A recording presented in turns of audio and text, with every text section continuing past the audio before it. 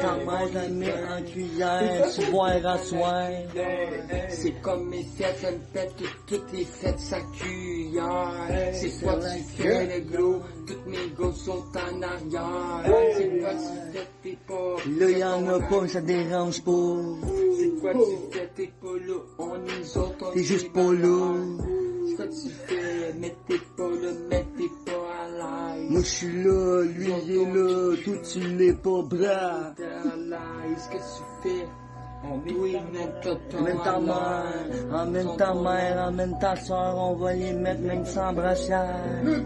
C'est la moune, yeah. C'est la moune. Volume de la moune. On fait une minute et peut-être demie pour vous autres, pour vous dire qu'on est revenu. Amène ta soeur, amène ta mère. Ah ouais? Amène ta soeur, amène ta moune, amène ta fille, amène n'importe qui. Emmène ta blonde, on va la fourrer. N'importe qui. Amène ta fille. 18 ans et plus. Là! 18 ans et plus. 18 ans et plus. 18 ans et plus. 18 ans et plus. 18 ans et plus. 18 ans et plus. 18 ans et plus. 18 ans et plus. Yeah! Yo!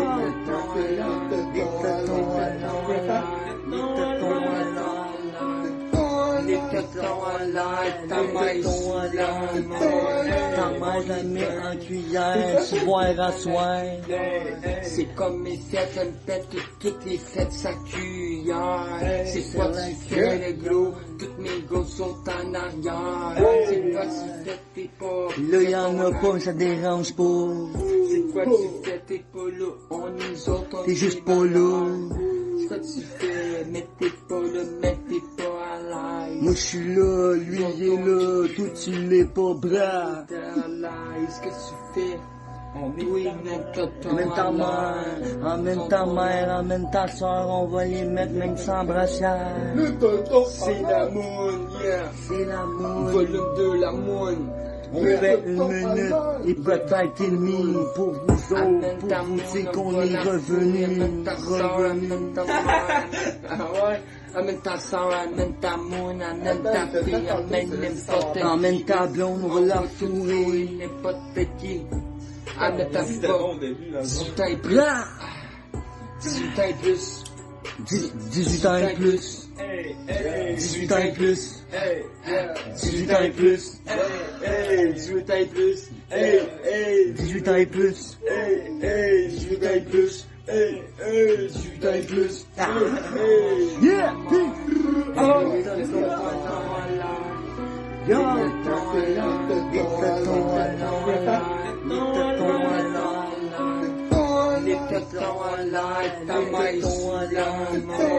Ta mère la met en cuillère, tu boiras soir. C'est comme mes fêtes, ça me pète toutes les fêtes, sa cuillère. C'est quoi tu fais le gros, toutes mes gosses sont en arrière. C'est quoi tu fais, t'es pas. Là y'en a pas, ça dérange pas.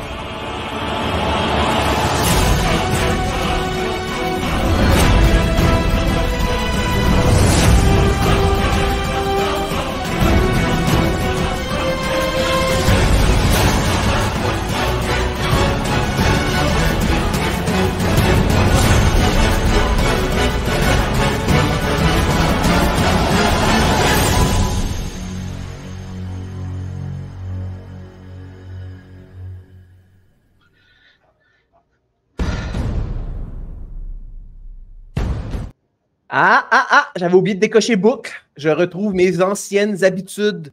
Mais dans le fond, en fait, je voulais pas que Charlotte se sente seule avec ses problèmes techniques, puisque je suis la personne qui a le podcasteur qui a le plus de problèmes techniques sur les internets, guys, vous le savez. Re-bienvenue sur la Troll Academy. Donc, tout le monde, écoutez, on reprend le show.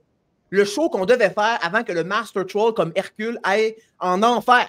Oui, je suis descendu en enfer pour rencontrer l'âme des morts, pour obtenir des secrets profonds, pour ne pas dire anneaux, sur justement comment troller avec efficacité, parce qu'on sait que tous les gens qui sont en enfer étaient jusqu'à un certain point des trolls à leur manière. Donc, j'ai rencontré Dante, Virgile, Aristote et tous les bébés qui sont morts avant d'être baptisés. Ils étaient tous là, puis je leur ai tous parlé.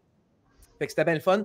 Je suis aujourd'hui avec le gars avec le nom le plus poétique, bien qu'il récuse le terme de poète. Ce n'est pas un poète, enlevez-vous ça de la tête. Raphaël Zacharie de Izara est de retour sur la Troll Academy. Et aujourd'hui, sa poésie, son verbe, sa gerbe sera foyée. Elle sera varlopée, comme on dit en bon québécois, par une personne dont il comprendra à peu près 30% de ce qu'elle va dire durant ce podcast. Il s'agit évidemment de Charlotte, mieux connue par les trolls sous le surnom de Charlot Sayoud. Donc, comment allez-vous aujourd'hui? Ça va très bien, merci. Et vous? Ton son, il n'est pas assez fort, Charlotte. Il va falloir que tu nous montres ça un peu. Donc, Raphaël, en attendant. Raphaël, est-ce que tu nous entends? Oui. Alors moi, je suis au sommet de ma forme. Hein. Ouais. Et d'autant plus ce soir, parce que là, je suis à l'honneur. Hein, vous connaissez l'importance que j'accorde à mon ego. Hein. Mon ego, c'est l'univers entier. Hein. Donc, je suis aux anges. Ben, écoute, moi, je suis impressionné, Raph, par ton énergie. Okay? Tous les podcasts que j'ai fait avec toi, à chaque fois que je t'ai vu dans tes vidéos, à 57 ans, peut-être même 58 cette année, une énergie totalement inépuisable. Un être infatigable. Brian Johnson, l'Américain qui prétend qu'il va vivre jusqu'à 200 ans parce qu'il se fait injecter des cellules souches dans les joints puis qu'il se fait genre passer au bistouri à peu près 20 fois par jour, honnêtement, est une joke à côté de toi. On va regarder le son à Charlotte. De quoi ça a l'air? Je pense que c'est pas mieux, hein? Non, ben, on t'entend quand même. Fait que c'est quand même jouable, mais continue de travailler sur le problème. Écoute, on va regarder un peu en attendant les commentaires. Je vais faire quelques précisions aussi. Nous avons une lune en arrière. Ce n'est pas une tentative d'usurpation et d'imitation du podcast Le Son de notre co-religionnaire et IEQ troll, non pas trollette, mais troll, Hugo Girard, INFP dans l'éternel. En fait, la lune est en référence au nom du blog de Raphaël, qui est mon invité aujourd'hui, un de mes invités. Donc, je vous invite évidemment à aller lire ça. C'est Raphaël Izara. Ton blog, c'est La Lune, hein, c'est ça? Raphaël Izara, La Lune. Il a été publié récemment donc en version papier. Donc, pour ceux qui s'intéressent, moi, je ne touche aucun argent. L'argent ne m'intéresse pas. Hein, seule la beauté et l'art m'intéressent. Le reste, ça ne me regarde pas, ça ne me concerne pas. Bon, mais excellent. Le temps que Charlotte continue à travailler sur ses problèmes techniques, comme le Master Troll est habitué de le faire, on va commencer avec une question de Troll des montagnes, un des plus grands fans, un Isaraologue, un Isarien, qui pose une question, mesdames et messieurs, tellement facile que je pense que de Rushdie style, donc dans le style de Yann Rushdie, Raphaël Zacharie de Izara pourra ne rien répondre et dans son visage, dans les seuls traits de son expression faciale, la réponse à cette question apparaîtra. Donc, Troll des montagnes demande, pensez-vous être le plus grand écrivain de tous les temps? Sinon, qui considérez-vous comme supérieur à vous? Victor Hugo est supérieur à tout le monde. Et moi, je suis à la place où je dois être, tout simplement, ni plus ni moins. Je suis sur ce plan très lucide. Hein. Ma place, elle est là où elle doit être et ni plus ni moins. Voilà. On aime Izara, on déteste ou on est indifférent, mais moi, j'ai ma place dans la littérature. Hein. Je n'ai pas cette vacuité, cette vanité-là de me considérer comme supérieur. Ça veut dire quoi, supérieur?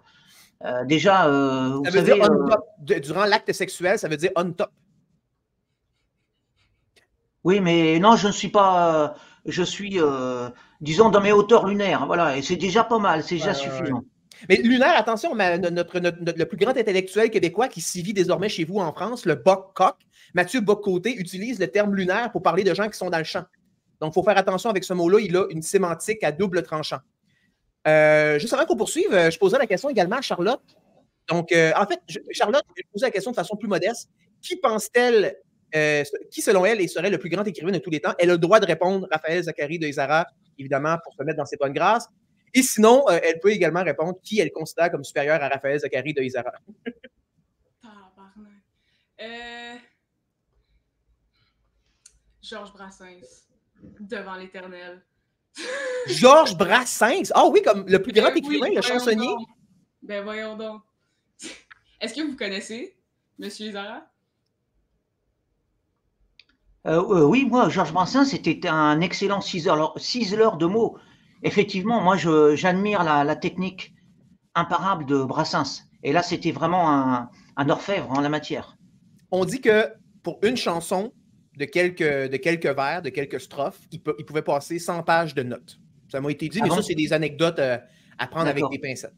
Donc, juste avant qu'on aille dans le vif de notre sujet aujourd'hui, vous savez, comme je vous ai dit, on peut dériver tant qu'on veut. Il n'y a pas vraiment de sujet. Là. Le sujet est juste là pour la forme.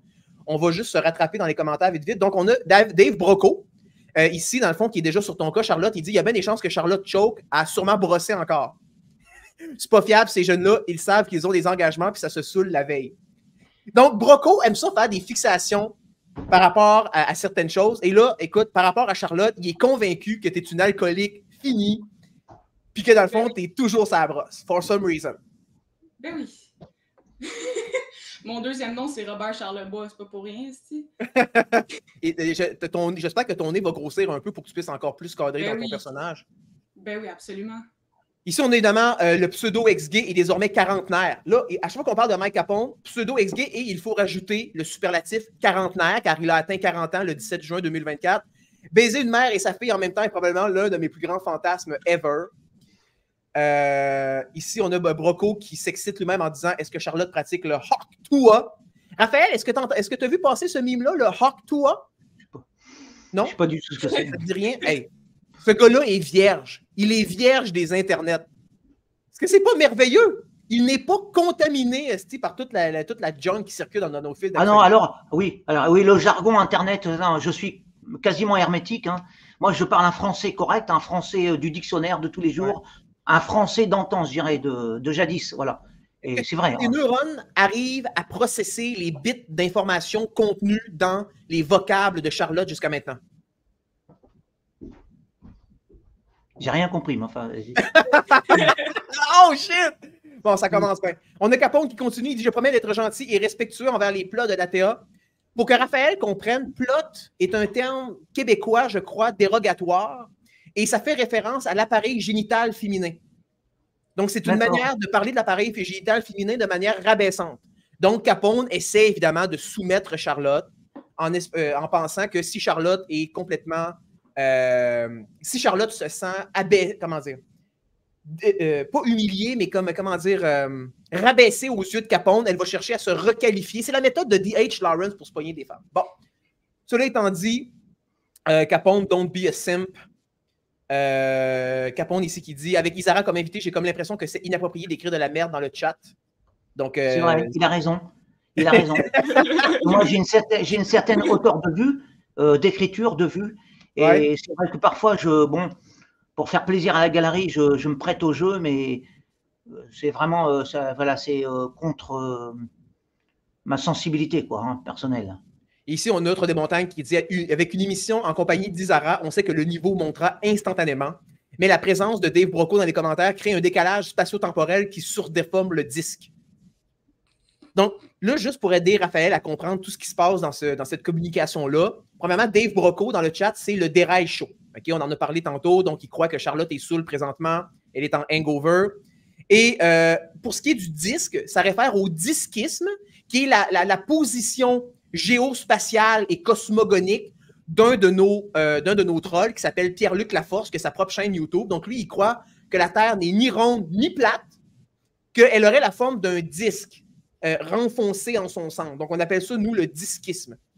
Donc là, c'est pour ça que, dans le fond, l'affrontement spirituel, symbolique entre Raphaël Zachary de Rizara, qui est avec nous en ondes, et Dave Broco, qui est dans le clavardage en direct, ça engendre une sorte de cosmogonie, disquisme dans le cadre de ce podcast. Bon, maintenant, avant qu'on aille dans le show, écoutez, on a vu l'intro de Trolinski, qui m'a écrit avant le début du show, et dans le fond, je lui ai dit que j'allais lui lire en ondes ce qu'il nous disait. Donc, il dit « Toutes mes excuses, je ne pourrais pas écouter l'interview en direct. » Et ensuite de ça, il ajoute « Charlot Sayoub, on t'aime, tout rond. Tu seras toujours le plus mignon. C'est en toi que nous croyons pour mener la révolution et vivre en folichon.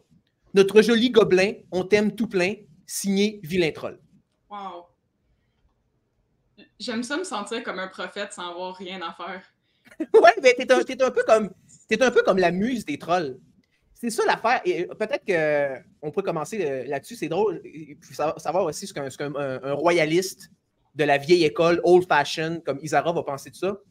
Mais, tu sais, je veux dire, il y a de plus en plus de podcasteurs aujourd'hui, Raphaël, qui, dans le fond, comme mettent leur gorda en ligne. Quand tu genre, on a Andrew Wilson, par exemple, qui met sa femme. On a vu un de nos grands psychologues là, québécois là, qui est rendu désormais dans un pays du tiers-monde, Gabriel, comment il s'appelle? Guillaume Dulude, qui nous a également présenté sa femme. Donc, moi, j'ai tourné ça en blague en disant, parce qu'on a une toune sur le podcast qui joue, genre, c'est mettre sa bitch sur le corner pour qu'elle nous rapporte du cash. Mais l'affaire, c'est que ça fonctionne. Puis, tu sais, le fait d'avoir Charlotte aujourd'hui avec nous, ça nous amène des views. Ça permet de capter l'attention des mâles imbaisés et souvent même imbaisables qui sévissent sur les internets. Ils voient Charlotte, ils sont complètement hors d'eux-mêmes, ils sont excités, ils se peuvent plus, ils font « Wow! Ça m'a rien coûté en plus pour avoir accès à ça. » Fait que là, dans le fond, ils virent complètement fous puis ils ne savent plus se tenir. Mais ça, c'est à cause qu'il y a une statistique qui est sortie sur Internet qui nous dit que les hommes il y a une hausse d'à peu près 30% des hommes de moins de 30 ans qui sont vierges aujourd'hui. Donc là, Raphaël, qu'est-ce qu'on fait avec ça? Eh ben, je pense que c'est très bien de tirer avantage de ce fait-là. Vous savez, moi, c'est pareil, je ne me prive pas pour employer des lectrices avenantes pour justement attirer le plus d'auditeurs vers mes textes. C'est un moyen comme un autre, ça c'est vieux comme le monde. Tant qu'il n'y a pas de commerce, tant que c'est pas monnayé de manière vile, parce que moi je monnaie en immatériel, c'est-à-dire je récompense mes lectrices en termes de glorification de leur personne, quoi, et non pas en termes d'argent. Donc je pense que c'est louable, c'est honorable. Si c'est monnayé de cette manière-là, oui, pourquoi pas, bien sûr. Mais toi, c'est vrai en plus que tu es très respectueux de ta compagne. Tu ne la montres pas à l'écran, tu n'essaies pas de faire des views avec elle. Alors, non, je l'ai dit.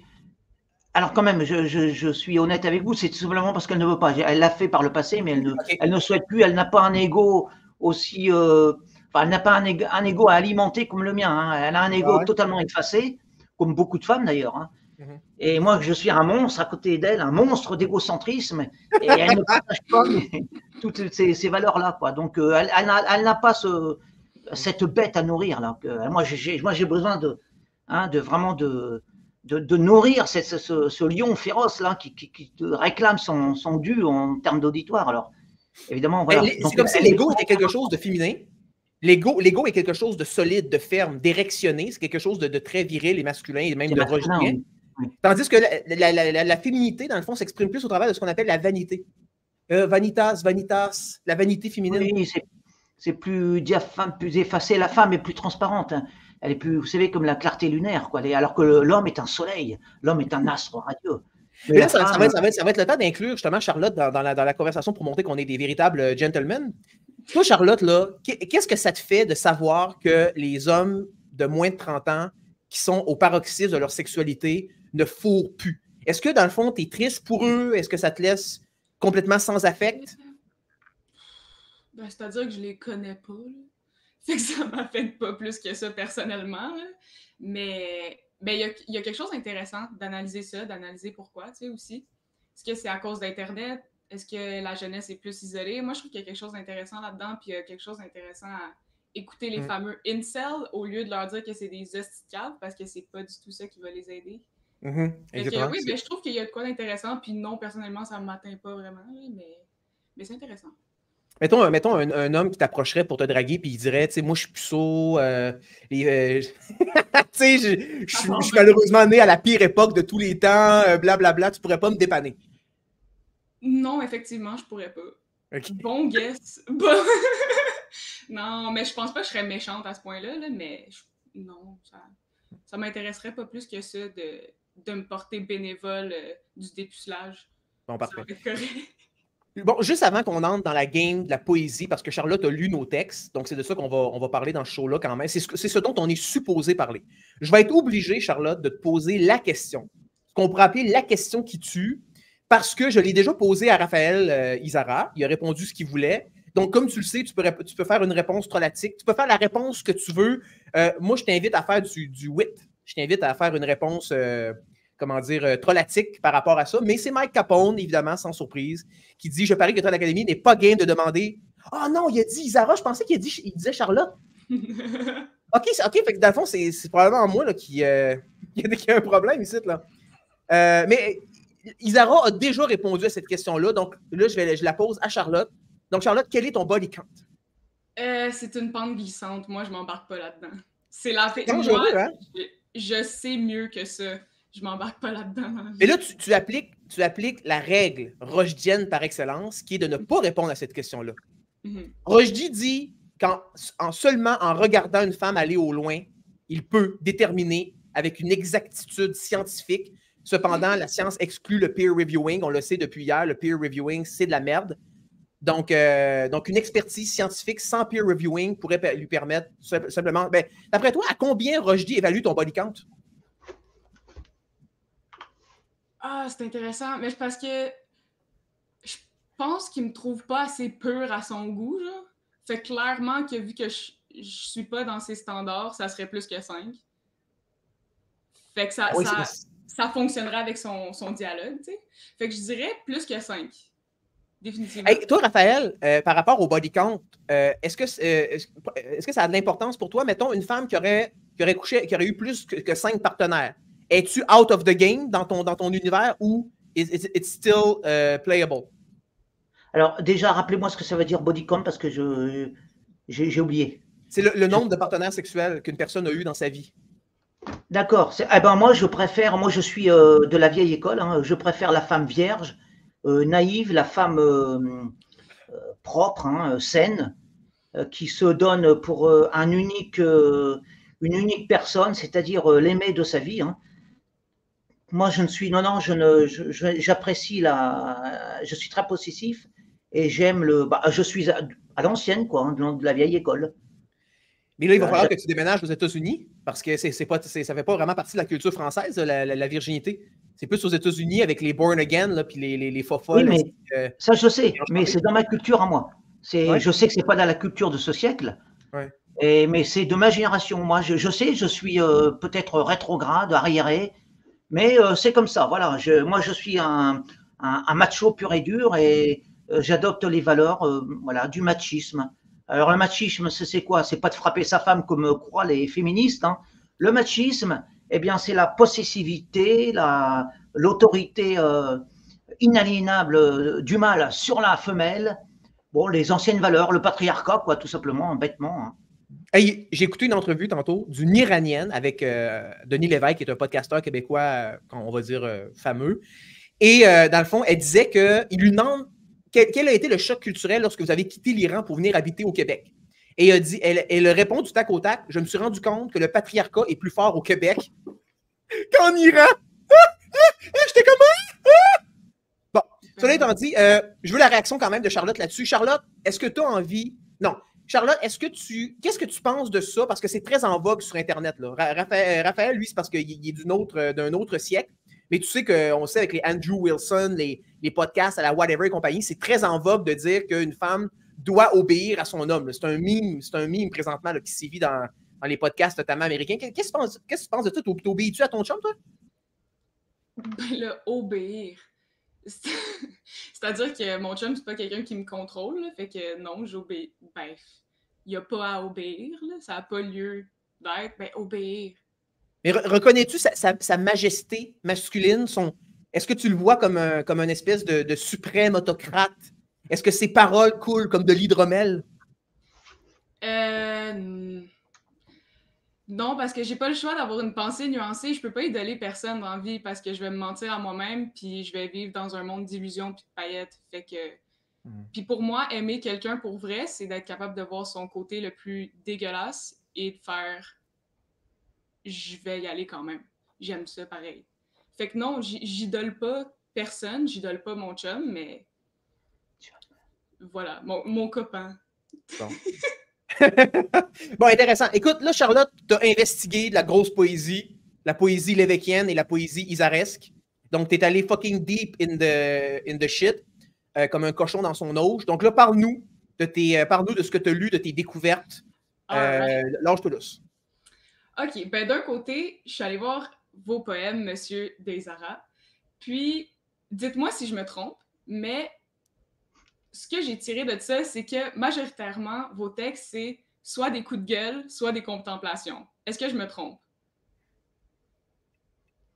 J'ai pas bien compris les questions. Si des coups de gueule et la contemplation. Oui, j'ai l'impression. J'ai l'impression que dans certains de vos textes, vous parlez, disons, de la Lune, comment vous percevez la Lune. Puis je le vois aussi dans plusieurs de vos vidéos sur YouTube. Vous portez une attention particulière aux petites choses qui seraient des plus banales pour le commun des mortels. Puis je trouvais ça quand même assez intéressant, mais j'ai d'ailleurs vu votre texte qui dit que les monuments historiques vous emmerdent. Que j'ai trouvé très drôle. Qu'est-ce que vous pensez des monuments historiques, en fait? Non, mais c'est parce que moi j'ai un rapport au monde qui est qui est différent. C'est-à-dire que pour moi, ce qui compte, c'est l'homme, quoi. C'est ce qui m'intéresse, me passionne, c'est l'être humain. Hein, l'être humain est beaucoup plus passionnant qu'un tas de pierres, qu'une tour Eiffel, qu'une pyramide. D'abord, c'est vivant, hein, et c'est un homme, donc ça vaut infiniment plus que toutes les pyramides du monde. Et moi, c'est ça qui m'intéresse, ce sont les humains. Alors, quand je dis humain, c'est les humains en général sur Terre, mais tout ce qu'on peut imaginer en termes de, sur le plan, enfin mathématiquement, le nombre astronomique d'êtres humains qu'il peut y avoir dans l'univers entier, dans le passé et dans l'avenir. C'est-à-dire tout ce qui remplit, tout ce qui peuple la création entière. La création, c'est-à-dire tout, quoi, l'univers entier. Hein. Et c'est ça qui me passionne, moi. Est-ce qu'il y a quelque chose de hautain dans les monuments historiques qui vous déplaît un peu? Parce que je sais que de hautain, vous dites? Ouais, exactement. Non, non, je vous dis, c'est juste un exemple très simple du quotidien. Moi, je préfère me promener dans une rue vivante où je vois les gens d'un pays vivre, hein, plutôt que de regarder leurs monuments statiques et puis immuables, et puis qui ne veulent plus rien dire, ils ne veulent plus rien dire aujourd'hui, quoi. Moi, je suis beaucoup plus touché par une population humaine qui vit, qui s'agite, voilà, qui va à ses occupations quotidiennes. C'est bien plus authentique et plus passionnant que ces monuments statiques qui sont là depuis des milliers d'années, qui ne bougent plus et qu'on devrait, au nom d'une certaine pensée, vous savez, admirer béatement comme ça. À moins d'être un beauf comme Napoléon Bonaparte et de leur tirer sur le museau à gros coups de canon. Ça, je pense que c'est un des plus beaux gestes de terrorisme poétique de l'histoire de la France. Oui, moi je dis, vous savez, il vaut mieux détruire des monuments que détruire des êtres humains. Hein. Je préfère, sincèrement, je préfère qu'on démolisse des pyramides plutôt qu'on tue des gens. Qu'on déboulonne des statues de général sudiste. Crissez-moi ça à terre. Alors les statues sont faites pour être déboulonnées, mais après, c'est pas tant les statues qui me dérangent, qu'on déboulonne, qui me dérangent, mais c'est l'état d'esprit qu'il y a derrière. Hein, si c'est au nom du wokisme, non, je suis pas d'accord. Hein, il faut qu'il y ait des choses d'envergure. Question intéressante avant que Charlotte poursuive. Broco qui demande, Isara, tu t'intéresses-tu plus aux femmes ou aux hommes? À l'humanité en général. Mais je m'intéresse bien sûr plus aux femmes, étant donné que moi je suis un mâle, je suis un lion, un loup, donc c'est normal que. Mais alors attention, quand je dis je m'intéresse aux femmes, c'est de manière très politiquement, enfin aujourd'hui c'est très politiquement scandaleux, c'est sulfureux, alors que c'est tout à fait banal et normal. L'homme de tout temps, hein, de tout temps, l'homme a été homme, c'est-à-dire qu'il a réagi de manière triviale, hein, devant une femme, il durcit, disons, de manière triviale. L'homme se durcit, se virilise devant une femme. Voilà, c'est aussi simple que ça. Hein, c'est pas la peine de faire voilà, comme font les féministes et wokistes. Mais devant une femme avec un pénis, une femme sans utérus avec pénis, là, les deux durcissent l'un face à l'autre. C'est ça qui est merveilleux. C'est la post-ironie en action. OK, Charlotte, continue. Reprends la bride. Ben d'ailleurs, je me demandais, parce que j'ai fait un petit tour sur votre chaîne YouTube, puis je vois que souvent, vous vous commentez un peu tout ce que vous voyez, même les petites choses qui peuvent paraître des plus banales. Est-ce que c'est une philosophie qu'on vous a appris ou c'est quelque chose que vous vous êtes appris à vous-même? Non, non, pas du tout. Je suis comme vous tous, comme tous les êtres humains. Je ne me laisse pas suggestionner par les médias, par les hommes politiques, etc. Ce qui m'intéresse fondamentalement, c'est pas ce qui se passe en Ukraine, c'est pas les grandes questions que se posent les hommes politiques ou le féminisme ou le wokisme. Ce qui m'intéresse, c'est ce qui est directement accessible, voilà, à mon niveau, tout simplement, à hauteur de mes pieds, à hauteur de ma vue personnelle. Toutes les grands idéaux politiques et tout ça, on nous l'impose en fait. Mais un être humain simple, authentique, normal, est préoccupé par les carottes de son potager, voilà, par la météo qui se passe au-dessus de son toit, et ça va guère plus loin que l'horizon visuel, tout simplement. Et après, s'il veut s'intéresser à des choses qui dépassent son horizon personnel, eh ben, c'est à lui d'y aller. Mais il n'a pas à se laisser suggestionner par les médias, par l'air du temps. Voilà, parce que la plupart des gens, la preuve, hein, vous avez vu, le monde entier s'est foutu un masque sur la face, suggestionné par le courant ambiant. Vous savez, ils étaient rares, hein, les gens comme moi. Quelques millions sur Terre à refuser de porter le masque. Quelques millions sur 8 milliards d'habitants, c'est très peu. Hein. Alors j'estime que l'humanité en général est stupide et bête. Ça me donne le goût pour troller Isara qui aurait écrit un pastiche de Rimbaud, ou qui dit avoir écrit un pastiche de Rimbaud. Ça me donne le goût parce que ce que tu as dit, Raphaël, ça m'a évoqué un des poèmes les plus célèbres de Rimbaud qui est inspiré par un poème de Victor Hugo, hein, meilleur écrivain qu'Isara, Dixit Isara lui-même, qui était le poème, je crois, qu'il a écrit après la mort de sa fille. Okay? Donc, il était clairement émotionné à ce moment-là, comme les gens après la mort de George Floyd, comme une certaine race, devrais-je dire, après la mort de George Floyd, parce qu'on n'était pas tous émotionnés nécessairement. Donc, il dit, c'est le poème Sensation, un de ses premiers. Par les soirs bleus d'été, j'irai dans les sentiers, picoté par les blés, fouler l'herbe menue. Rêveur, j'en sentirai la fraîcheur à mes pieds. Je laisserai le vent baigner ma tête nue. Je ne parlerai pas, je ne penserai rien. Mais l'amour infini me montera dans l'âme et j'irai loin, bien loin, comme un bohémien, par la nature, heureux, comme avec une Gerda. Mais je trouve que c'est un poème qui est très simple dans son champ lexical, mais je l'ai toujours aimé parce que c'est un poème vrai. On peut, tu sais, je sais, moi j'ai la campagne, puis on peut vraiment imaginer le poète qui se promène dans les champs, puis qui est là, qui est présent, qui est vraiment dans l'instant présent, tu sais. Fait que, en tout cas, je trouvais que ça illustrait bien ton propos. Avez-vous l'impression que c'est une valeur plus française? Parce que j'ai des grands-parents français, puis ils m'ont vraiment comme inculqué ça un peu, d'observer les petites choses, d'être comme attentif des petites choses banales. Est-ce que vous, en France, c'est quelque chose que vous remarquez chez les gens qui font ça? Excusez-moi, j'ai mal entendu parce que le son était assez bas. Hein. Est-ce que c'est typique aux Français de prendre le temps d'admirer les petites choses, un peu comme vous le faites? Pour répondre à votre question que j'ai à moitié comprise, comment j'ai oublié votre nom, l'évêque. Il est écrit. Il est écrit dans sa fenêtre. Voilà, c'est vrai. Pour moi, la poésie, c'est avant tout la simplicité, hein, la proximité, parce que vous savez, les poètes qui décollent trop de terre, qui s'égarent trop facilement dans les hauteurs intellectualisantes, et ça, ils se coupent de la vraie poésie, quoi. Là, c'est une grosse erreur pour moi de l'auteur littéraire, hein, alors que c'est trop cérébralisé, intellectualisé, il se coupe de l'essentiel. Hein, et là, on n'est plus dans la poésie, on est dans le narcissisme nombrilistique, on est dans la masturbation intellectuelle, et puis on est dans la fausseté, quoi. Hein. Et là, Raph, fais attention, là. Toi, t'es clairement un sentimental, puis t'es avec 2 intellos présentement, là. Charlotte, elle a un profil MBTI de mec, en général. Les hommes sont plus prévalents dans son profil.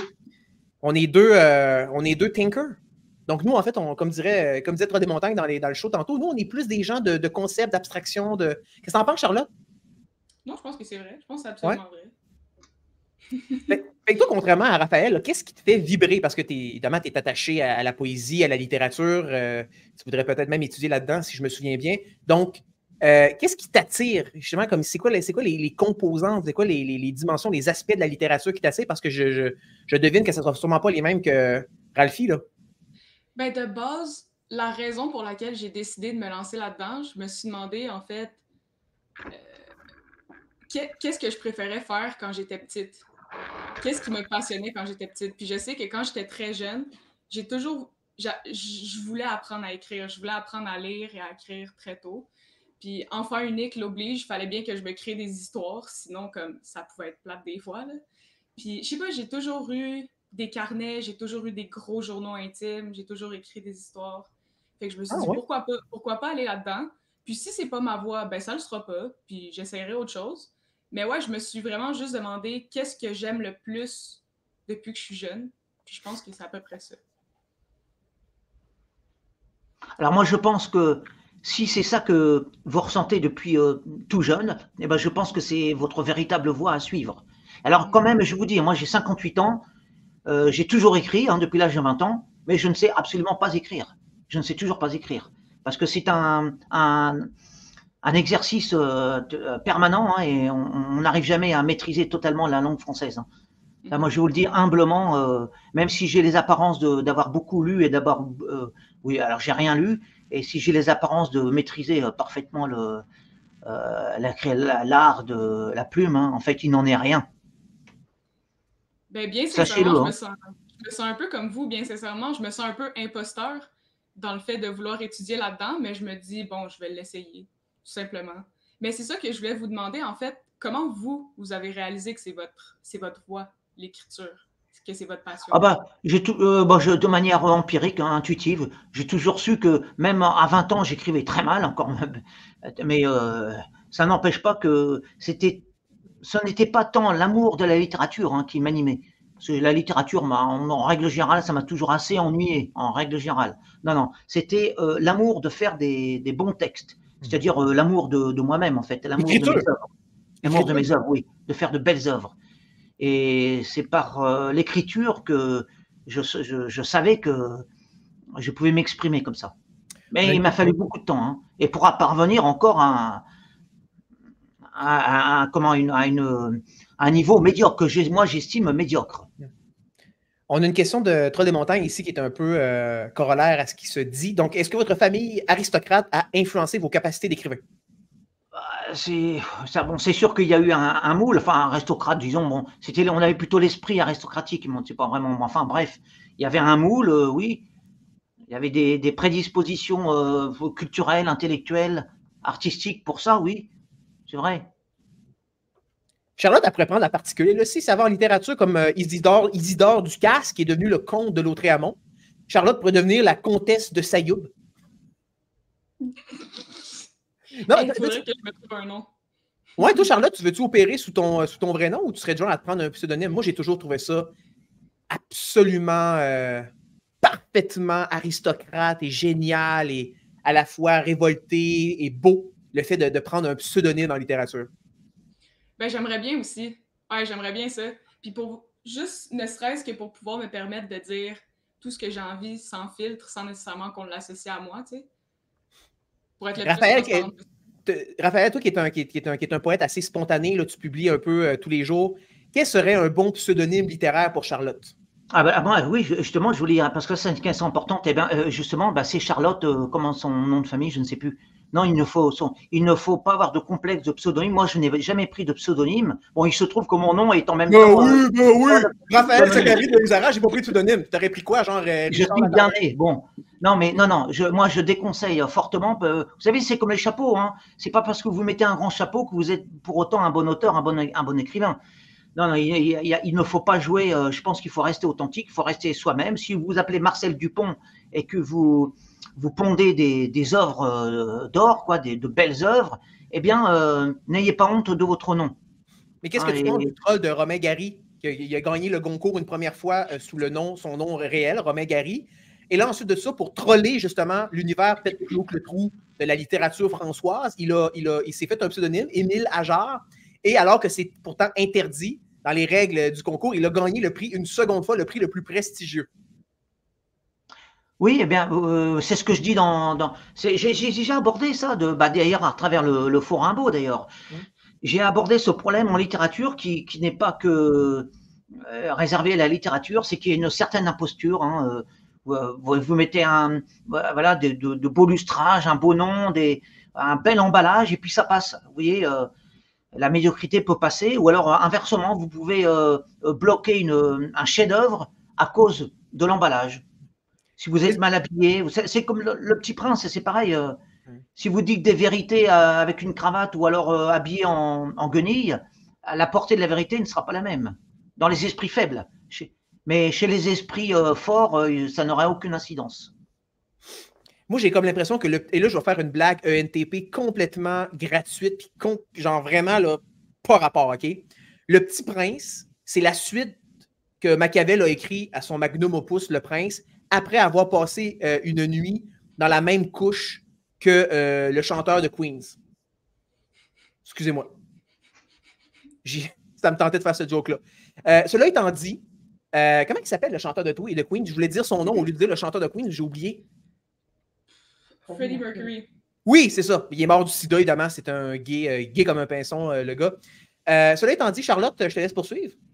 Ouais, moi, je me demandais, Monsieur Isara, dans le fond, j'ai lu votre texte « Le poison de la passion ».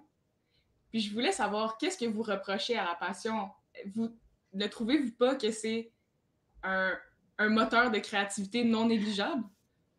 Non, alors le thème de mon texte, c'est le fait que l'on galvaude les mots, qu'on met la passion à toutes les sauces, ça veut tout dire et rien dire. C'est comme, vous savez, le mot sympa, c'est un mot passe-partout qui veut tout dire et rien dire. Et c'est pareil, la passion, c'est comme le romantisme. On le met à toutes les sauces, on le galvaude, et puis il perd de sa force, hein, de sa puissance. Et voilà, non, pour moi, la passion, c'est quelque chose de létal. Comment? Anthropique? Je ne sais pas. L'entropie, c'est la seconde loi de la thermodynamique, c'est-à-dire qu'on pourrait dire tout ce qui montre descend, oui.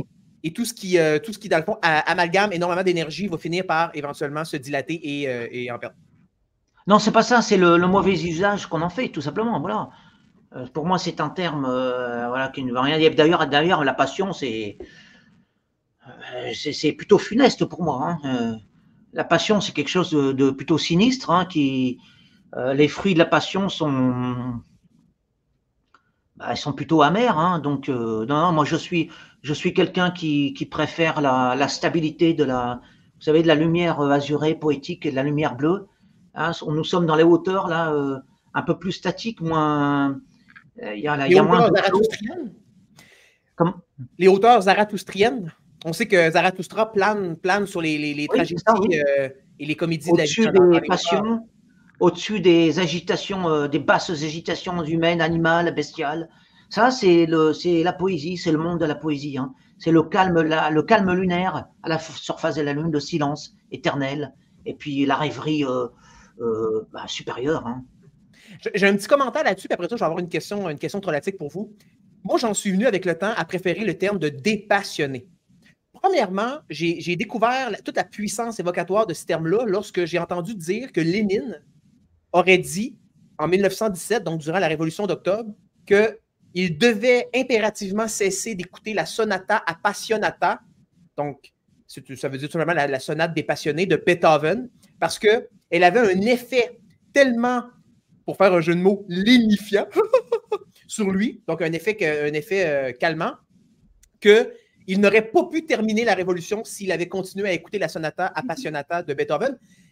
Et je ne sais pas si vous vous souvenez, mais dans le feud qui a opposé Alain Soral à Dieudonné Bala, là, ils se sont réconciliés, je pense, de ce que j'ai vu. Mais on sait que Dieudonné avait fait une vidéo dans laquelle il se moquait que Soral, on lui avait en fait enlevé sa ceinture quand il avait passé une nuit en prison. Puis Soral, il disait quasiment qu'il avait été violé. Puis c'était fucking gayish comme vidéo, là. Et Soral avait tout simplement répondu sur son site Égalité et Réconciliation par un texte qui s'intitulait « Réponse dépassionnée à Dieudonné ». Puis tu sais, c'est une réponse très sobre, très stoïque, très, très virile, très, très contenue, très maîtrisée. Puis j'étais comme « Wow ». Tu sais, le terme « dépassionné », loin d'être négatif, est un terme en réalité qui exprime la virtuosité et la force Tu sais, la passion, c'est comme quand tu veux cranker une tondeuse. Tu sais, c'est bien pour se starter. C'est comme prendre 5 mg de créatine monohydrate avant d'aller s'entraîner. Mais après ça, genre, tu as besoin de concentration, de focus. Et une question que je voulais vous poser, parce que je me la suis posée avec des amis dernièrement, je trouvais ça drôle, en référence justement à la passion et tout. Je vous mets en situation. C'est une expérience de pensée. Mesdames et messieurs, c'est la fin des temps. OK? C'est la fin des temps. Une Tsar Bomba a explosé quelque part sur la planète. Il va y avoir une sorte d'hiver nucléaire sur l'Occident. Donc, il nous reste en moyenne quelques heures à vivre. Qu'est-ce que vous faites? Et je vous invite à répondre à tour de rôle. Comment est-ce que vous employez ces dernières heures-là de votre vie? Ah, alors moi, je ne ferai pas des choses légères. Hein, vous savez, je me préparerai tout simplement à ma fin, hein, avec le moins de bassesse possible. Donc, contrairement aux Pompéiens qu'on a retrouvés dans ses cendres en train de se masturber, toi, dans le fond, tu ne penserais pas à ça. Là. Ah, je n'étais pas au courant de ça. Oui, on a retrouvé un Pompéien. Donc, il faut avoir le cœur. Préservé par une couche de cendres dans les décombres et clairement, il était en train de se masturber. Oui, il faut avoir le cœur pour ça, parce que la proximité, on parle de Eros et de Nécro. Pour moi, ça n'est pas du tout compatible. Parfaitement incompatible. C'est une forme de perversité pour moi.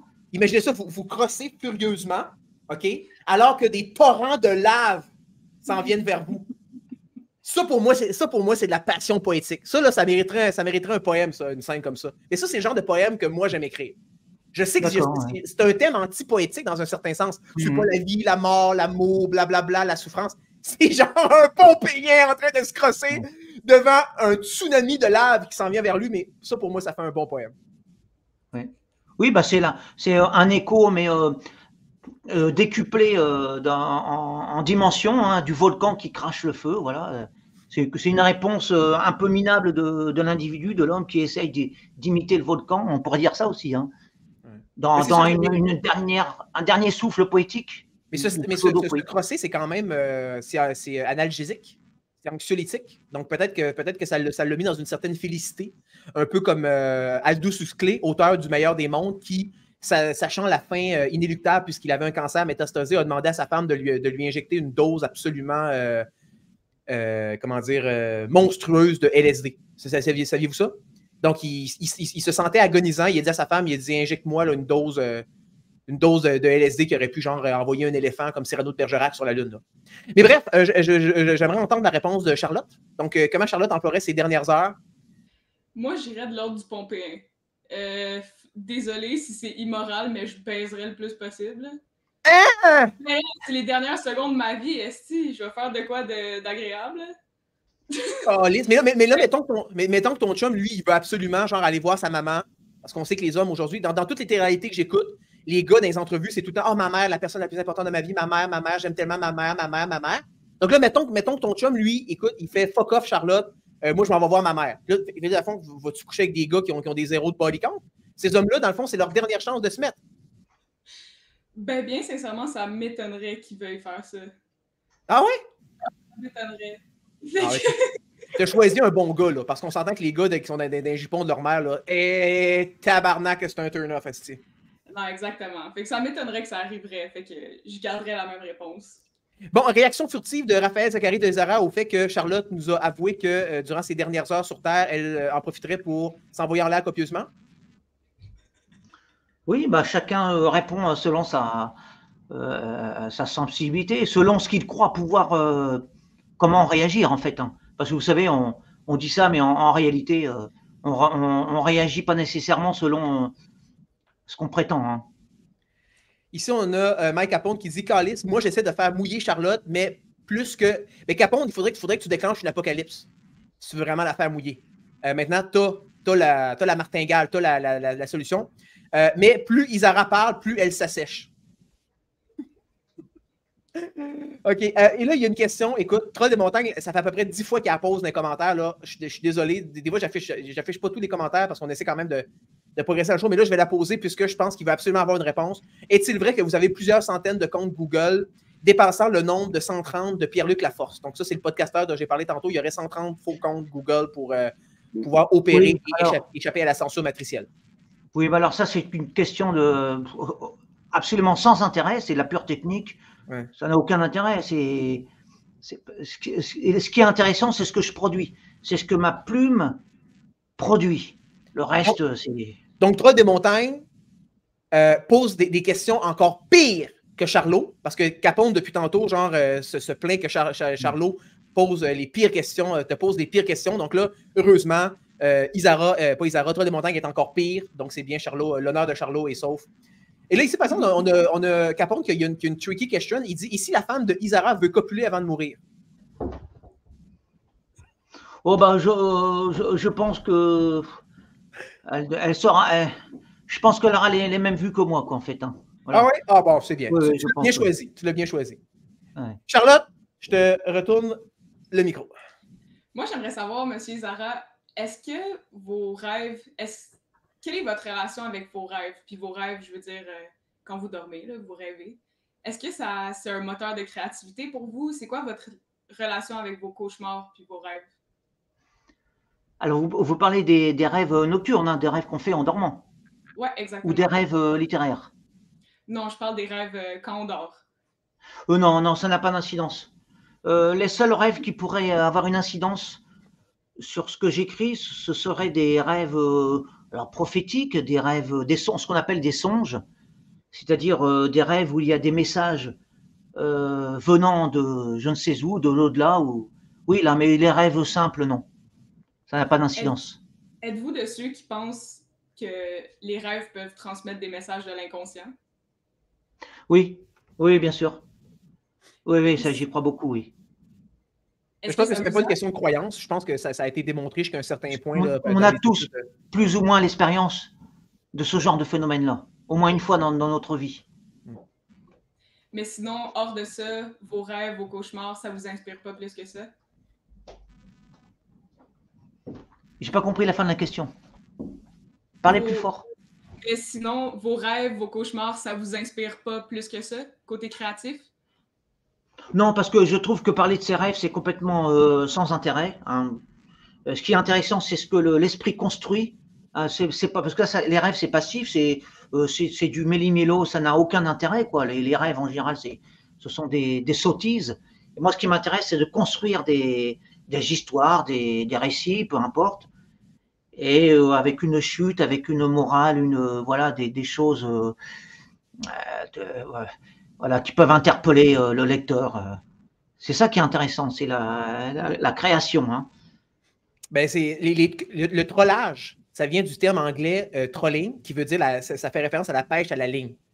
Donc, effectivement, avec la poésie, comme dans le trolling, on va à la pêche. On essaie de capter l'attention d'un certain audimat. Oui. Non, parce que, pour en revenir au rêve, parce qu'on est dans l'inconscient, vous savez, moi, tout ce qui est freudien, enfin, toutes les choses psychanalytiques, pour moi, ça ne vaut rien, c'est du blabla, c'est du verbiage et ça n'a strictement aucun intérêt. Ce qui est intéressant, c'est ce que l'homme produit par sa volonté, par son art, voilà, par la puissance créatrice de sa pensée. C'est ça qui est intéressant. C'est pas les choses inconscientes là, de suffragettes, vous savez, de femmes décervelées. Hein. Non, mais c'est ça qui... Moi, je sais que la littérature féminine, c'est beaucoup de ça, de la psychologie, des rêves, des interprétations voilà, du sous-Marie Claire, quoi, en fait. Hein. Mais ce qui est le fun, c'est qu'à l'inverse, les psychanalystes se foutent des poètes également. Je ne sais pas si tu savais que, dans le fond, Sigmund Freud avait reçu... en fait, Louis-Ferdinand Céline avait envoyé son livre, son magnum opus, Voyage au bout de la nuit, pour être psychanalysé. Donc, lui, il le faisait de façon self-trolatique. Il voulait que Freud se mette le nez là-dedans. Et Freud a refusé de lire son livre en disant « J'ai déjà lu ça 100 fois, tu ne m'impressionnes pas, tes bébites, garde-les pour toi, fuck off. » Donc, j'avais quand même trouvé que c'était très viril de la part de Freud d'avoir fait cette réponse. Oui, d'accord, oui. Parce qu'aujourd'hui, en fait, c'est que la psychanalyse est utilisée de façon sauvage pour justement chasser les bébites des personnes. Tu comprends-tu, genre? C'est ce qu'on appelle psychanalyser quelqu'un, c'est comme psychologiser ou rationaliser. C'est un terme péjoratif. Mais tu sais, je veux dire, la vraie psychanalyse, donc s'intéresser à un sujet par les voies psychanalytiques, il y a une façon de le faire qui peut être noble et virile, qui n'est pas nécessairement la façon dont c'est pratiqué aujourd'hui. Dans tous les cas.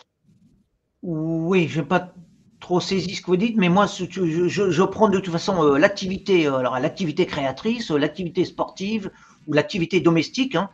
Pour moi, c'est quelque chose de bien supérieur aux épanchements psychanalytiques hein, qui ne donnent rien, qui ne donnent aucun fruit, sinon des névroses, des psychoses, d'un avachissement limacier des esprits. Voilà, c'est les gens qui n'ont du temps et de l'argent à perdre qui s'adonnent à ce genre de vacuité. Hein.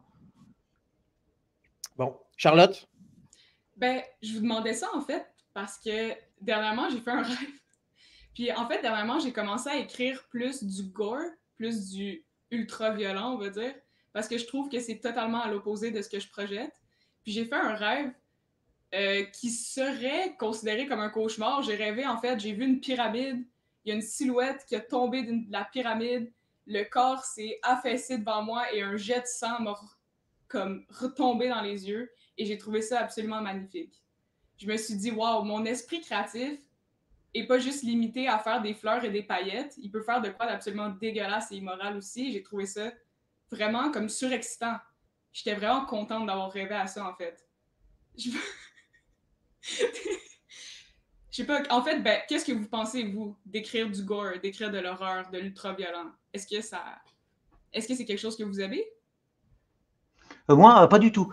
Moi, je suis fait pour produire de la beauté, hein, de l'élévation. Alors, il m'arrive de faire des portraits des caractères humains pour pittoresque, quoi. Mais non, l'horreur, la violence, tout ça, on en a assez comme ça par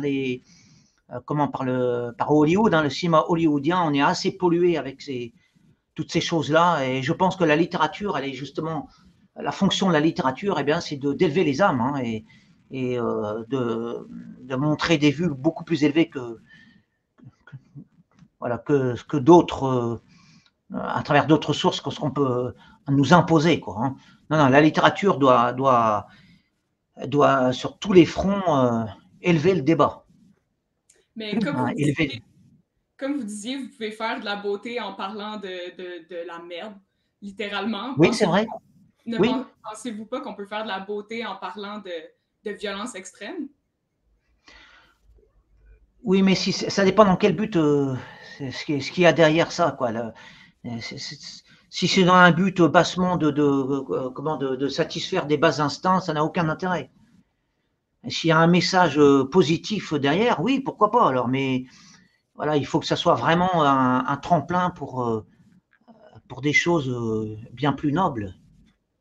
Le gore et la violence, ça fait penser un peu au futurisme de Filippo Marinetti, je crois, en 1909, le manifeste du futurisme. Il y avait un peu cette idée-là de la violence dans cette poésie-là. Moi, personnellement, non plus, c'est pas quelque chose qui m'a vraiment attiré. Par contre, j'ai connu des sorcières INFJ qui, elles, avaient une fascination absolue. Ça, d'ailleurs, c'est un stéréotype des femmes, des sorcières INFJ, fascination absolue pour les serial killers, pour les films d'horreur. Elles n'écoutent que des films d'horreur. J'ai été en couple avec une fille qui, elle ne voulait écouter que des films d'horreur. Si c'était pas un film d'horreur, ça ne l'intéressait pas. Mais personnellement, je serais pas moi, en fait, c'est que je serais pas fermé, mettons, à écrire quelque chose d'extrêmement violent, mais ça serait juste pour trigger le lecteur, pour le fun. C'est genre comme pour le hooker, pour l'ancrer. Parce que, vous savez, dans son seul livre théorique, Stephen King, qui s'appelle Anatomie de l'horreur, il a écrit que pourquoi est-ce qu'on retrouve autant de femmes nues et autant de pornographie souvent dans les films d'horreur. Puis on pourrait penser plus aux films d'horreur peut-être des années 80-90, avant l'arrivée de MeToo, puis etc., puis le féminisme de troisième vague. Où c'est qu'on est même en train de rétrécir la poitrine, par exemple, de Tomb Raider, hein, Lara Croft, Tomb Raider dans les jeux vidéo, bref. Dans les films, il y a toujours une fille à grosse boule qui se fait tuer en premier, etc. Puis l'affaire, c'est que lui, sa théorie, c'était de dire que la pornographie, la sexualité, en général le corps de la femme, nue, c'est que ça ancrait les gens dans un univers qui aurait dû plutôt les rebuter. Donc, si l'horreur est présentée uniquement sous la forme d'une horreur sèche, monolithique, les gens, dans le fond, comme pourraient avoir une sorte de réaction vomitive, une réaction de rejet, de dégoût. Donc, on met des filles tout nues à l'écran dans les films d'horreur pour hooker, évidemment, les hommes et, bien entendu, les femmes qui se vantent tous aujourd'hui d'être bisexuels, trisexuels, pansexuels. Donc, ça fonctionne également avec les femmes, cette stratégie-là. Puis, mais un des poèmes les plus violents que j'ai écrit personnellement, que je peux vous lire pour le fun, parce que je suis sûr que Raphaël ne l'a pas lu, puis toi, tu l'as peut-être lu en investiguant dans mes affaires. Un poème que j'ai écrit l'année passée, c'était à propos d'une histoire, d'un fait divers qui s'est passé au Québec. Donc, il y a un dude qui a foncé avec son autobus scolaire dans une garderie. Okay? Donc, je répète, un dude, probablement en psychose, on ne sait pas trop encore à ce jour, il a tout simplement décidé de foncer avec un bus scolaire dans une garderie. Et moi, j'ai écrit un poème là-dessus. OK? Amorphe, et là, vous me direz si vous trouvez ça gore. Amorphe en les débris fumants de sa machine. L'âme de Pierre, parce que le gars s'appelle Pierre Saint-Amand, garçon soldat devenu fou, n'était alors plus l'otage de sa poitrine, mais celle de son bus dans le jardin d'enfants. La carlingue étroite serrait telle une chape. Elle puait le soufre et l'air salin de ses larmes. La même entend la chambre des pleurs du pape. Saint était l'amant de Dieu, l'égal d'Abraham. Était-il le Samsa de la métamorphose? L'infanticide d'un charron qui rame à rebours sur une mer dont la tristesse est la nécrose, qui rabat son âme dans son ancien Darfour? Les cris des Xantipes affolés l'indifféraient. Le shadow de la bonne mère et la marâtre, fiancée fatale avec un béguin de Goret, il marierait la Médéoude au cœur d'Albâtre. Là, évidemment, Raphaël ne pogne pas la plupart des références. La Médéoude, ça, c'est une mère qui a maltraité son enfant au Québec puis qui est devenue une sorte de légende. Seul le spectacle d'un banquet d'adrénochrome ne lui faisait pas éteindre ses gyrophares. Le sang des chérubins, ou monochrome rouge, mais quel poète scandaleux, ce brun chauffard, parce que c'est un métis, le gars qui a foncé en école, donc brun chauffard. Son œuvre est une suite au chef-d'œuvre de langue, ni le maudit. Les habitants le jugeront, ses incultes et leur justice forgée dans le slang, mais la beauté de son crime en fait un héron. Pierre l'artiste avait hacké sa programmation. Petit troll ici à l'intention des complotistes, il n'y a qu'au prince Moloch qu'il obéit, le mentor des soviets à la Révolution, qui souhaita la mort du tsarevitch Alexei. Étant au terme de son sinistre conclave, le bourreau cambodgien voulut revoir le ciel. La nécropole où s'amoncellent les cadavres était devenue un brin trop pestilentiel. Parce que quand les policiers sont arrivés, il est sorti du bus tout nu. Ça s'est vraiment passé. Là. Il est sorti du bus tout nu devant les policiers après avoir foncé dans la garderie et avoir tué 2 enfants. Et donc là, j'écris « Il sort nu ». Se prenant pour un stud de Fast and Furious, le chauffeur fou sort du bus en tenue d'Adam. Il enjambe les carcasses des 2 frimousses et vale sa dernière danse de ticane. Son âme était au limbe. Ogre nu, il criait « Je suis devenu le Saturne de Goya, et dans le ventre de Gaïa, un stérilet. J'ai trop creusé, comme les nains dans la Moria. Moloch a de nouveau laissé choir l'orphelin. Pierre, sur toi j'ai bâti mon crime, mon mensonge. De ma noire comédie, tu fus l'arlequin. Le saint ne sera plus que l'amant qui se ronge. » Fait que est-ce que j'ai été capable de faire quelque chose de beau avec quelque chose de très laid qui est littéralement un gars qui a foncé dans une école qui a tué 2 enfants? Alors, beau, certainement, hein, on voit bien que les mots sont choisis, mais alors, pour ce qui est de bon, déjà étant français, moi, je comprends même pas tous les mots que vous avez prononcés. Oui, ça c'est sûr. Mais j'ai pas saisi tout, hein, je vous le dis franchement. Mais on sent bien la création. Bon, violent, j'ai pas trouvé ça violent. J'ai pas trouvé ça. J'ai trouvé ça plutôt bien structuré, bien trop structuré pour être horrifique. Non, c'était pas. C'était littéraire, disons, voilà. C'était de la littérature de haute volée, mais dont je n'ai pas perçu n'ai pas saisi tout le sens, en fait. Hein. Toi, Charlotte?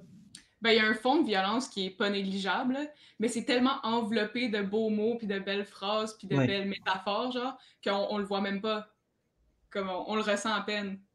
Mais moi, j'aime beaucoup James Joyce. J'ai toujours été fasciné par James Joyce, mais je refuse de le lire parce que je pense qu'il faut vraiment il faut avoir que l'anglais comme langue maternelle pour pouvoir vraiment jouir de James Joyce.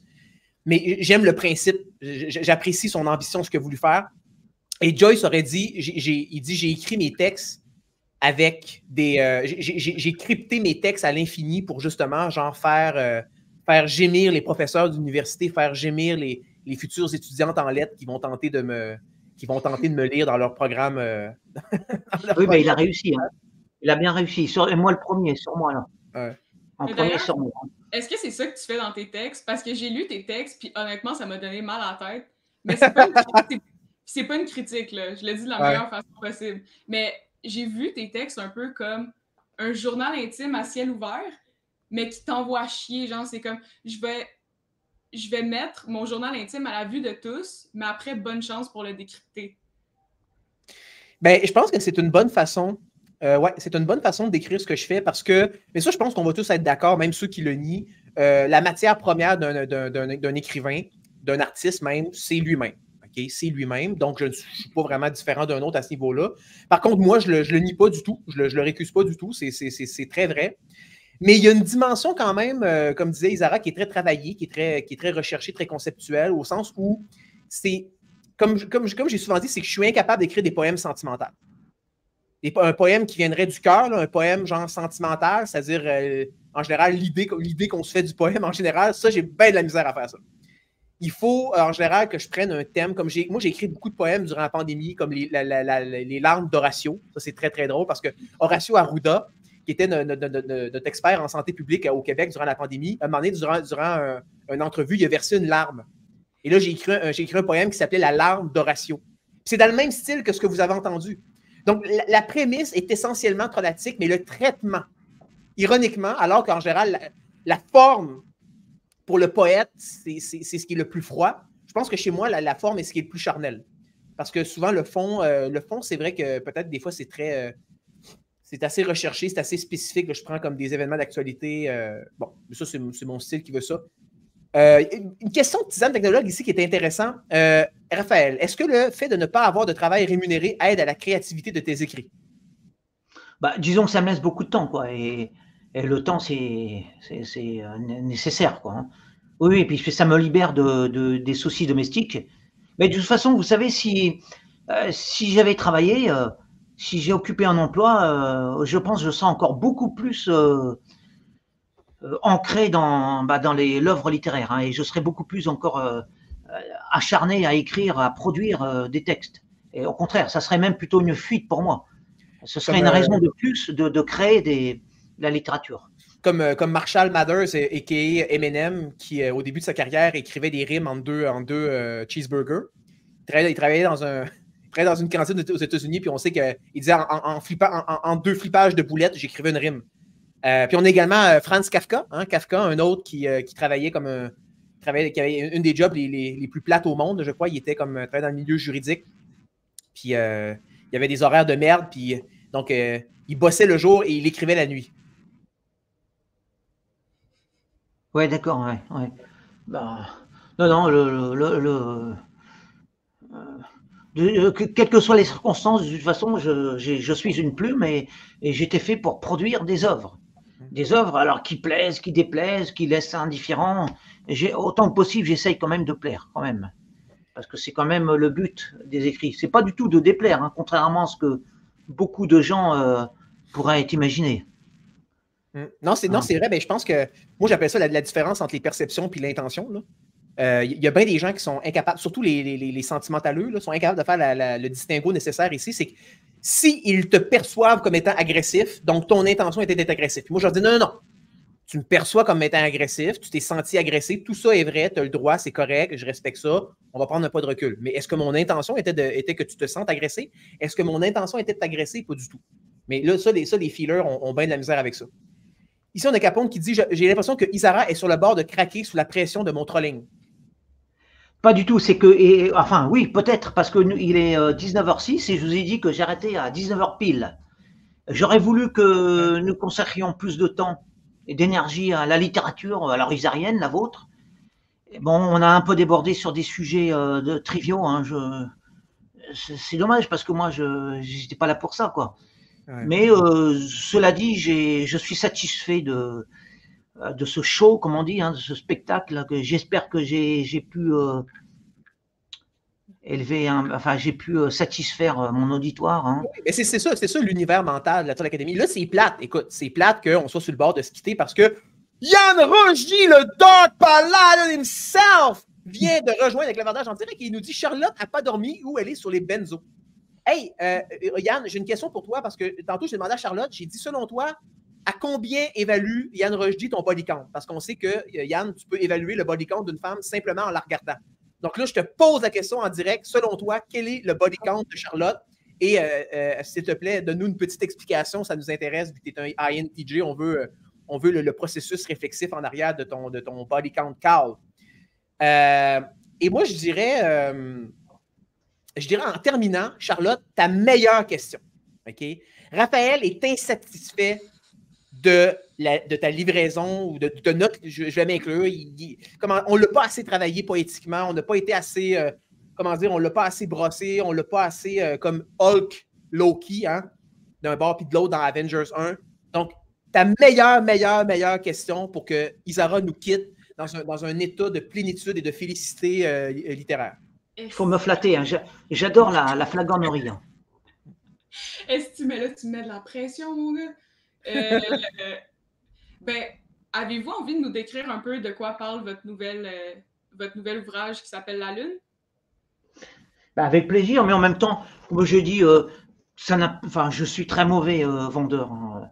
Voilà, il faut commander sur Internet. C'est un recueil de vos textes, c'est pas moi qui suis. Moi, je m'occupe pas de ça, je n'y connais rien. C'est un de mes admirateurs qui croit en moi, qui croit en ma plume et qui a décidé de publier mes œuvres d'ailleurs, je m'en flatte, hein, parmi des grands auteurs classiques. Donc, c'est plutôt flatteur pour moi. Et bon, puis après, il faut commander ça, mais là, la partie commerce, je suis en dehors de ça. Et je ne touche rien, je précise. Hein. Quand est-ce que Isara va rentrer dans la Pléiade? Bon, moi, je pense que, non, honnêtement, Charlotte, je suis désolé, tu n'as pas livré la marchandise. Moi, je suis insatisfait également de cette question-là. On est deux. Raphaël et moi, on est complètement insatisfaits. On débande. On va le dire de façon métaphorique. Nous sommes absolument détumescents présentement. On va demander l'aide dans les commentaires de nos chers trolls. Donc, guys, en terminant, vous avez droit à une question chacun. Et Raphaël doit nous quitter. Donc, votre meilleur, parce que là, vous êtes tous insatisfaits de Charlotte présentement. C'est pas grave. Charlotte va revenir, elle va refaire ses gammes. Elle va, comme Manon Sta, d'ailleurs, dont je ne devrais pas prononcer le nom, elle sera de retour.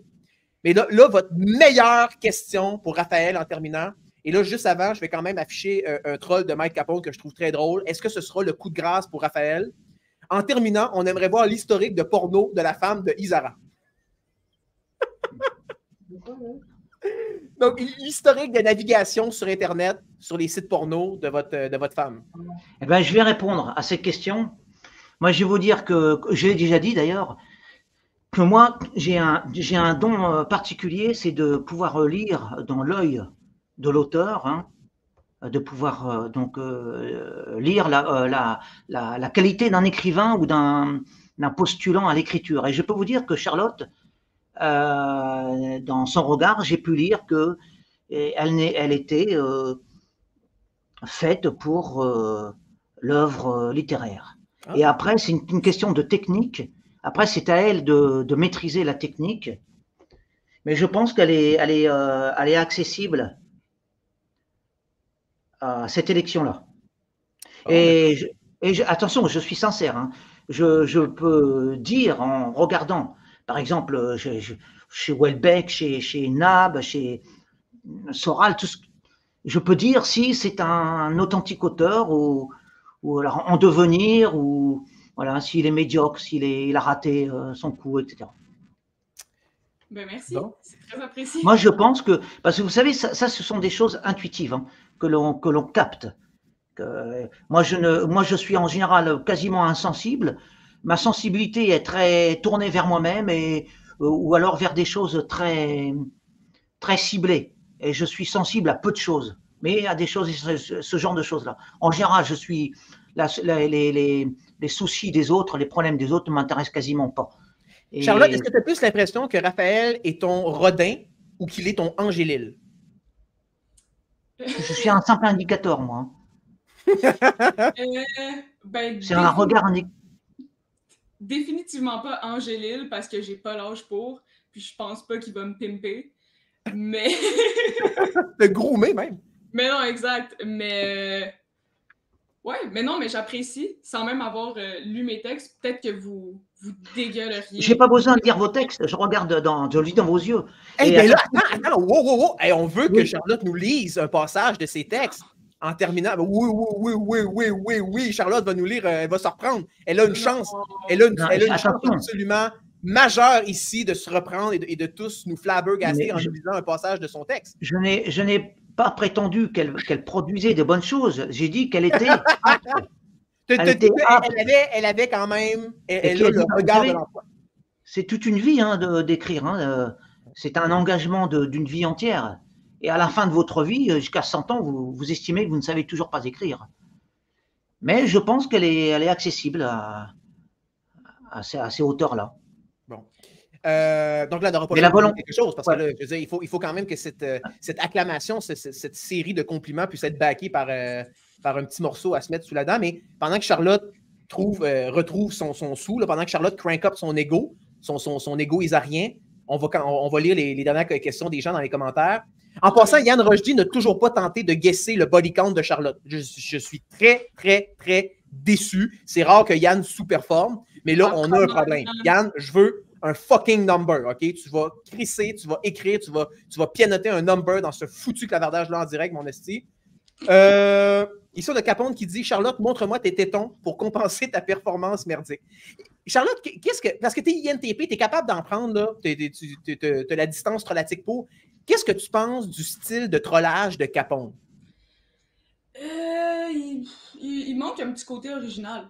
Moi, j'aimerais le côté trollatique est là. Il faudrait juste un petit soupçon d'originalité pour que ça soit délicieux. Mais là, c'est pas encore délicieux. C'est comme une petite soupe Lipton. Là. Ça se mange, mais ça va. Puis tu sais, Capone, c'est un high IQ en plus. C'est quelqu'un qui a énormément de potentiel, mais il décide de troller comme Broco. Broco a le QI pour faire le genre de trolling qu'il fait. Broco est congruent, il est en phase avec lui-même, il est égal à lui-même. Mais Capone pourrait faire mieux que ça, mais en même temps, le fait qu'il pourrait faire mieux que ça, mais qu'il décide quand même de troller de façon brocolesque, je pense que c'est là son génie. Bon, question pour Isara. Ma question, quel est l'auteur le plus surcoté selon vous? Oh, bah, certainement, ouais, je dirais, l'auteur. Je vais dire Alexandre Jardin, surcoté, mais enfin, est-ce que c'est un auteur, véritablement? Vous savez, je ne suis pas du tout lecteur. Hein. Moi, je ne connais que des choses, je ne connais ce monde-là que superficiellement. Hein. Je ne plonge pas dans les livres, moi. Hein.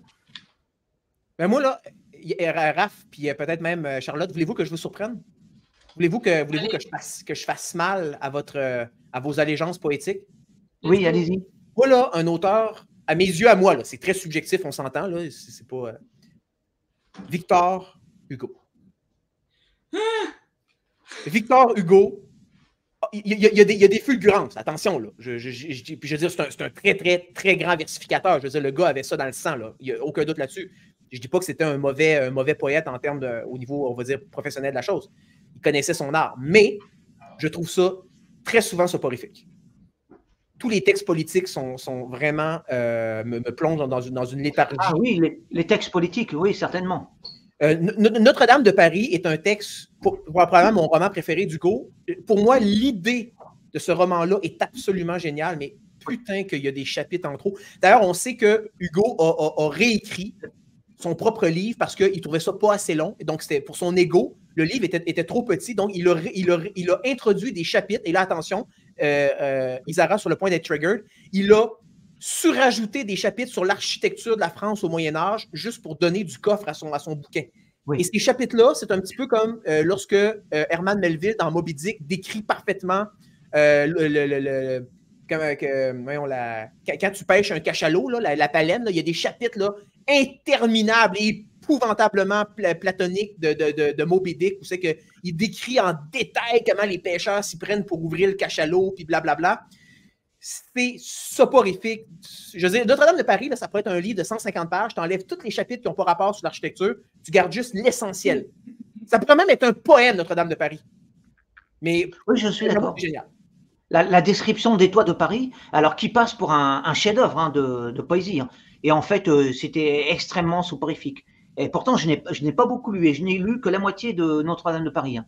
Ah Mais oui. c'est vrai que ça m'a marqué. Mais en fait, le livre, c'est la moitié du livre. Le livre réel, c'est la moitié du livre. Juste avant qu'on aille au texte de Charlotte, on a Mike Capone qui dit « J'aimerais que Isara me fasse un petit verset d'insulte pour me punir de mon comportement dégueulasse. » Bien, en guise d'insulte, je vais tous vous saluer ce soir parce que il est 19h15 et donc nous avons tous faim et je commence à être… Charlotte va nous lire un bout de ses textes. Là. Wow. Ah, alors si c'est pour mon ego, Reste, si Isara. c'est pour le lustrage de mon ego, je vais coucher. vous accorder quelques minutes supplémentaires, d'accord? Ouais. Avec plaisir. Charlotte, à toi la parole. Bordel de merde. OK, parce que là, j'ai pas devant moi mon livre de poèmes. Là. J'ai un calepin où j'écris des coups de gueule puis du n'importe quoi. Fait que c'est pas. T'as pas un texte gore, là? Tantôt, tu avais l'air à dire que c'était ça qui te branchait, là. Ouais, mais c'est un. Comment dire? C'est pas travaillé. C'est pas très travaillé. C'est un premier jet. Okay. C'est une histoire. Ça dure 3 pages, tu sais. Ouais. C'est pas pour moi. Prenons ça en compte, guys. Ce n'est pas la forme aboutie. Mais non, j'ai un coup de gueule, puis j'ai pas la prétention de dire que c'est très original, pas du tout. Moi, quand j'ai de la rage à sortir, généralement, je suis pas très original dans mes textes. Mais j'avais envie de faire un texte sur la honte. Puis c'est pas du tout original parce que toutes les phrases commencent par ça commence toutes par la honte est. Ce qui est pas très original, on va pas se mentir. Ben je peux vous en lire quelques-uns. Vas-y. OK. Là, j'ai la honte est une peste. La honte est une fièvre d'enfant. La honte est un vice caché. La honte est castratrice. La honte est métastatique. La honte est l'infection dans le sein. La honte guillotine. La honte est le pendu sans tête. Et je finis par rassurez-vous, la honte est inclusive. Voilà, c'est un peu de la merde. Mais bon, c'est tout ce que j'avais. Moi, la honte, c'est quelque chose qui vient vraiment beaucoup me chercher. Parce que c'est de quoi que j'ai vécu vraiment très profondément. Puis j'avais juste envie de comme tout relâcher ça par écrit puis de m'en foutre un peu si c'est beau ou pas. Intéressant. Moi, j'ai aimé l'envoi cyranesque de la fin qui était à saveur trollatique. Et j'ai aimé la honte est une fièvre d'enfant. C'était bon, ça? Ben, merci bien. Bon. Merci. Puis juste pour compléter ma réponse en attendant que Isara s'en aille faire numéro 1, numéro 2, puis qu'elle aille manger son sandwich au jambon moutarde. Et la honte également, c'est quelque chose qui a été important pour moi parce que moi, j'ai été bullied au secondaire, mais c'est vrai.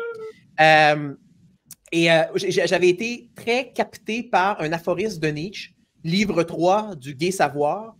Dans les derniers aphorismes, j'ai oublié le nom malheureusement, et il dit « Quelle est la chose la plus humaine? Épargner la honte à quelqu'un. » Absolument. Je l'ai souvent cité, puis c'est vrai que parce que tu sais, avec mon trollage, ce qui est ironique, c'est que techniquement, c'est comme si je causais la honte à tout le monde, mais en réalité, c'est pas ça que j'essaie de faire. J'essaie de faire du trolling haut niveau à la fois énergétique, spirituel, psyche, ce que j'appelle du trollage éthique, intelligible. Puis, tu sais, l'affaire, c'est que j'aime ça que le monde ait du fun à ce que je les troll. C'est ça mon défi. Je veux que les gens me demandent de les troller tellement, genre, comme ils prennent goût, tu sais. C'est un gros défi, mais bon. Ah ouais. Donc, mot de la fin pour Raphaël, son ego. Hein? On va soigner un petit peu son ego. On lui laisse le mot de la fin. Ben, le mot de la fin, écoutez, je vais être banal, hein, je vais être tout à fait décevant peut-être. Hein, je vais tous vous souhaiter un au revoir, tout simplement. Je ne vais pas chercher à être original. Hein, Même pas un petit Auf Wiedersehen? Auf Wiedersehen, au revoir en allemand. Non, je vais rester dans les limbes de la sagesse poétique, donner une image de moi. Mais le silence est le joker des plus grands poètes, dont Dieu. Le silence divin. Hein, n'est-il pas le plus grand poète cosmique? Peut-être là, alors, induite par la fatigue. Alors la fatigue, ça serait peut-être une bonne muse. Hein. Mais il s'est fait aller la gueule jusqu'à il y a 1400 ans. Dieu n'arrêtait pas de parler. Puis honnêtement, dans la même place, dans le même shithole country, l'Égypte, et man, il blablatait, man, puis à ce temps, il n'y a plus rien à dire. Plus rien à dire, c'est fini. Bon. OK, guys, on se revoit bientôt, j'imagine. Raphaël, toujours partant. Avec plaisir. Je vous remercie beaucoup, ça m'a fait beaucoup plaisir, même si je suis fatigué, parce que j'ai produit encore un texte aujourd'hui, j'ai fait plein de choses depuis 7 h du matin, je n'arrête pas. Et je ne cesse pas Peut-être que moi et Charlotte, on pourrait se mettre en peine de faire un pastiche de Isara, ça serait drôle. Le premier N'importe pastiche de Isara. N'importe Et là, quoi. on appelle son éditeur et on lui dit « Hey, on a retrouvé un manuscrit perdu de Raphaël. » Puis il fait comme « Ah oui, mais je vais l'inclure au livre. » Donc là, on a notre pastiche qui pourrait être dans le livre de Raph, ça serait drôle. OK, bye, y'all. Voilà, je vous remercie beaucoup.